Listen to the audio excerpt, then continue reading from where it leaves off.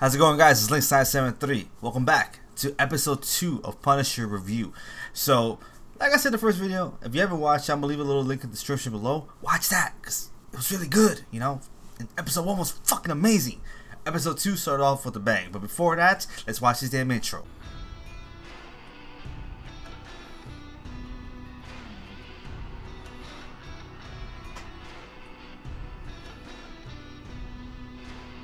Alright, so I'm not gonna lie, episode 2 kind of started off with something that I kind of felt that inside. You just saw the whole camera move, don't mind that. Anyways, I kind of felt that inside, man. As a parent myself, when I saw that first part, it was like, kind of know what you're feeling, man, but damn, it's like that regret of shit happening when, you know, when instinctively you do something and you don't want. Yeah, I felt that, man. I felt that.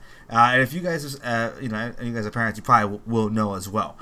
But moving on, well, followed up, fucking hilarious. I love the scene where how Michael pretty much introduces himself to Frank.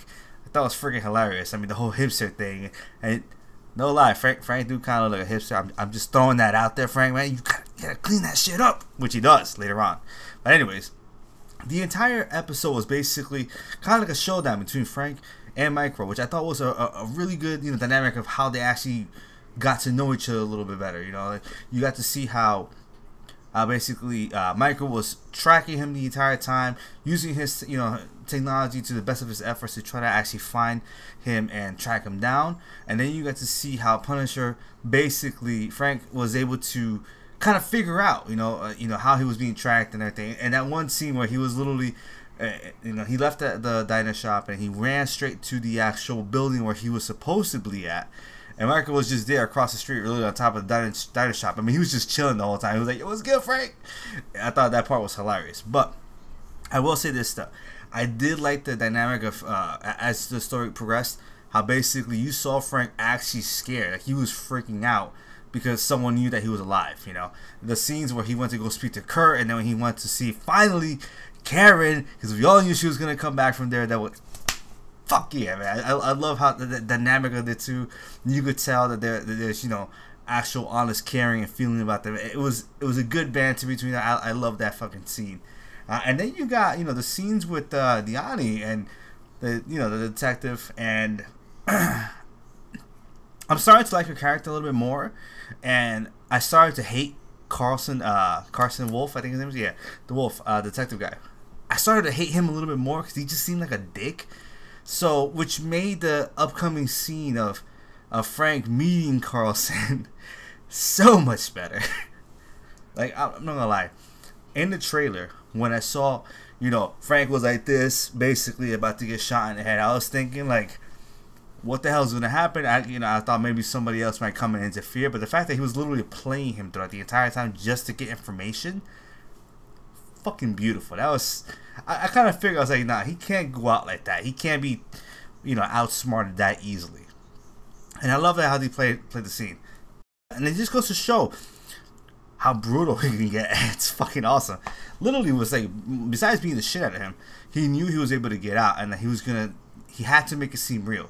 I mean, Frank's you know, ex-military. He knows that Carlson, who's also ex-military, was going to be able to get out of the you know, the astral binds that he was in. So it was something that you could tell how intelligent he was, that he actually planned the whole thing out. He knew how it was going to play out, which is why he put the gun and made it so evidently. He put it literally right in the front of his pants. So I thought it was a great scene, the way it was, and just the action overall. You just tell it, both of them were going at it, and you know that Carlson, don't mind the cough, I just choked on coffee while I was watching this episode. It's fucking beautiful. But anyways, and you know that Carlson wasn't going to go down without a fight, but you knew at the end Frank was able to outsmart him, besides beat the shit out of him too. It was just fucking great. I'm just saying, yes. And that line where he said literally, "It's just me and you and the truth," and he just, fucking great, man. If you haven't watched it, go watch it again. If you did watch it, you know what I'm talking about, man. Anyways, and then you got the one scene at the end where I felt so bad for Micro. I mean, literally, about 5 or 6 different times they made him travel from one area to another area to another area to another area. And even I was getting frustrated as a viewer, which I'm pretty sure you guys did too. I mean, we were all getting frustrated. It was like, damn, Frank, just, you know, either meet up or just say fuck it and just leave him alone. But Michael knew that basically he needed to see Frank, considering what had happened between Frank and Michael's wife. And it was an interesting dynamic, the power play, how it switched over from at the beginning Michael having all the power and then switching over to Frank, therefore control of the situation, and you seeing Michael in a position that he's not used to being, which is basically being played like a puppet.